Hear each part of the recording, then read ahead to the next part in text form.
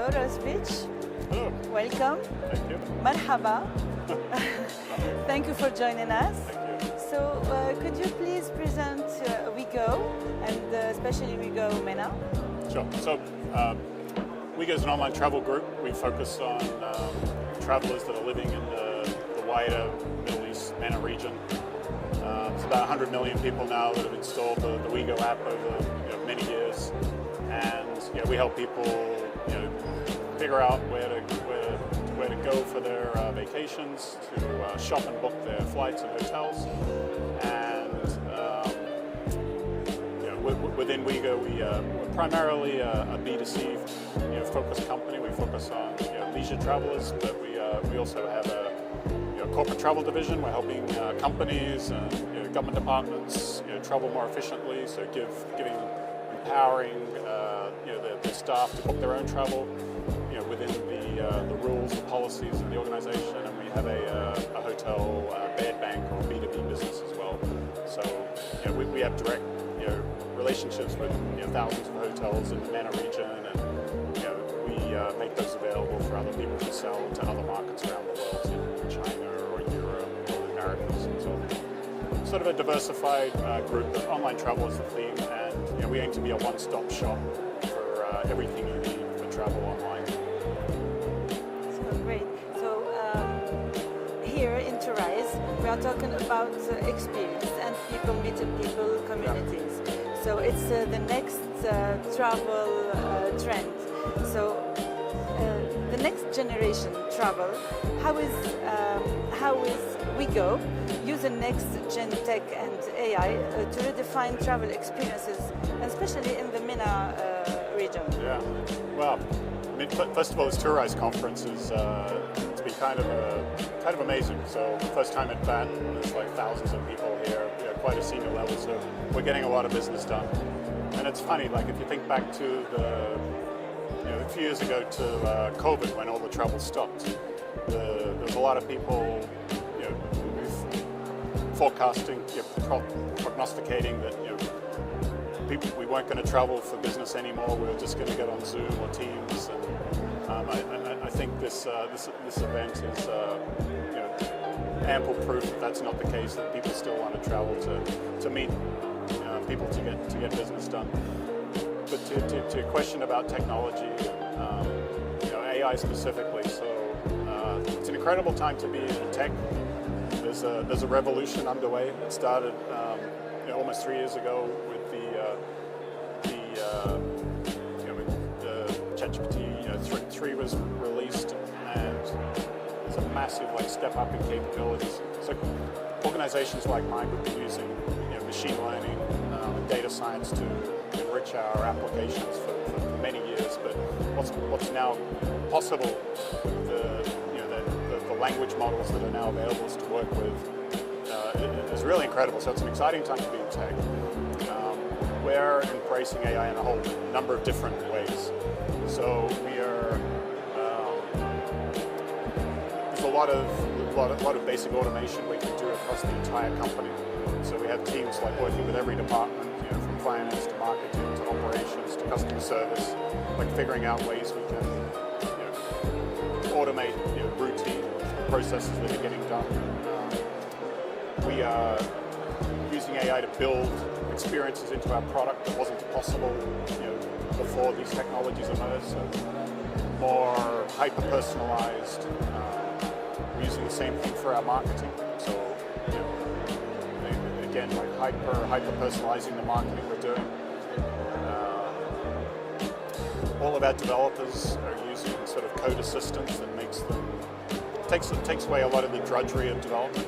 So are you implementing AI assistance to better respond to have personalized offers to the next generation? Yeah, I mean, what we're trying to build into all of our apps, into our websites, is sort of an assistant who can it's like having a travel expert looking over your shoulder as you're trying to book your trip, right? It can offer you advice along the way, so offer you recommendations when it comes to hotels, or helping you figure out how to get from A to B most efficiently, or guiding you. So without you having to run dozens of different queries to figure out what the price is for flights on different days, the AI can quietly in the background do that for you, and if they find a better option, sort of nudge you and suggest that maybe you should look at this day. So if there's there's an upgrade available from the cabin class you're looking at, maybe you want to travel a day earlier or a day later because you can travel in business instead of economy. We can do all these queries for you in the background and just assist you through the booking process, right? So you should never have to fill in forms over and over again. We should be able to do that for you. And then if you need to change, like when you're in destination on your trip, if you want to change your routing or extend or cancel, we should be able to take care of that for you without you having to spend time on the phone with a customer service agent. So working on all of these things. So, and what about your 100 million users? Do you have some key insights? What are the top trends or stats showing how travelers are changing now and after, so post-pandemic? Yeah, so it's about 100 million people have downloaded our app. They're not all using. We don't have 100 million users every month, but over the course of the year, we see that many. So there was a couple of years during COVID when people couldn't travel, right? So there was a real desire to get out and see the world when the borders reopened and the planes started flying again. And we've seen something of a boom. We're now way above our 2019 pre-COVID levels. Our Middle East region is relatively young, and our user base reflects that. Pretty closely mirrors the entire population. So average age of WeGo customers is about 28. We see people taking, the younger somebody is on our platform, the more likely they are to be getting off the beaten track. So going to destinations other than the major destinations that maybe their parents or their grandparents travel to. I think people are increasingly looking for new experiences. So there was and again, I think this is generational. So people my age and above, spend a lot of time acquiring things. The younger you are, the less you care about owning things, right? You're happy to rent, to use Uber or Korean instead of buying a car, and a lot of this extra income, surplus income, is being invested on travel and experiences and seeing the world. So I think that's great for companies like mine and for the entire travel tourism industry.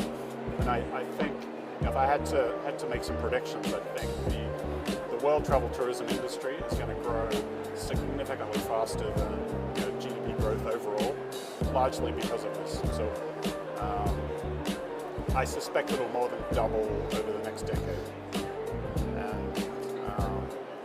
It's kind of another, back to your question on tech, I think if you look at what's going to happen in the next 5-10 years with AI, right, there's two sort of schools of thought. There's sort of optimists who think that there's going to be a massive productivity boom and a lot of world GDP growth will rapidly escalate, and there's sort of the more doom and pessimistic that think that AI is going to run out of control and destroy a lot of jobs.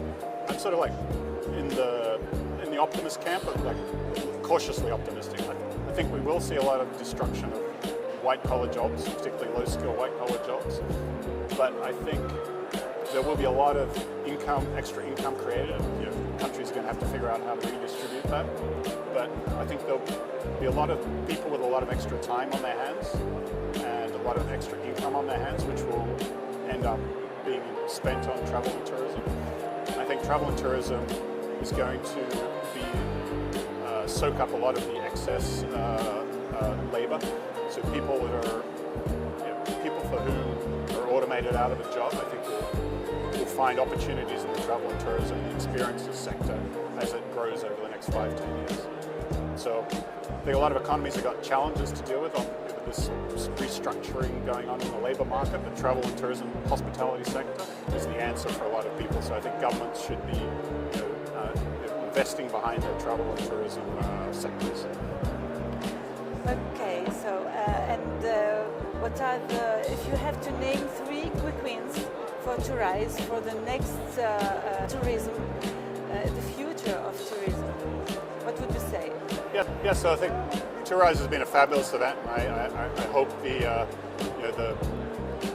applaud the Minister of Tourism here in Saudi for the initiative. I hope it becomes an annual event.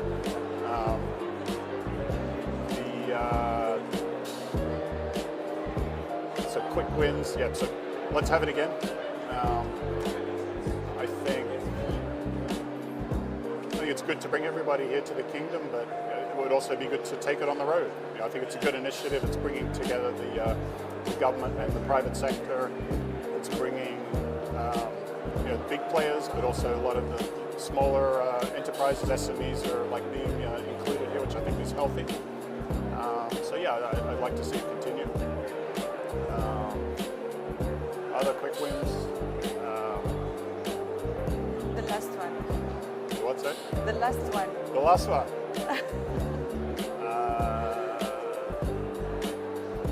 It would be good if they could move it earlier in the year. This is an incredibly busy time of year. So there was the World Travel Market in London last week. There's Focusrite in San Diego next week. So my recommendation would be to stick it in Q1. Sorry?